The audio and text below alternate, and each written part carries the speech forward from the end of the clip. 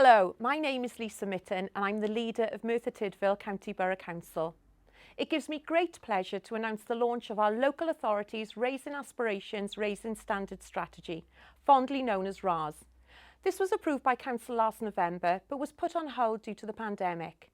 There will be a week-long launch this autumn term, but over the next few months we will be sharing weekly posts to show what the RAS is all about, including an animation put together by our young people and their version of the strategy, which, if I am honest, is an easier read than the full document.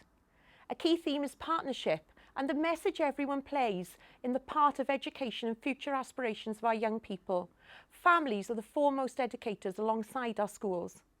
But a wide range of community members play a big part in this as well, and I'm pleased to say that as part of the RAS we are engaging with businesses and community groups to ensure our young people are given every opportunity to be the best they can be.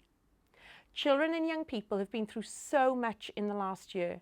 Raising Aspirations is about helping children and young people to find options that suit them as individuals.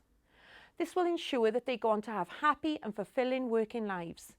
By aspirations, we mean the things that children and young people hope to achieve themselves in the future, to meet their aspirations about careers, university and further education options.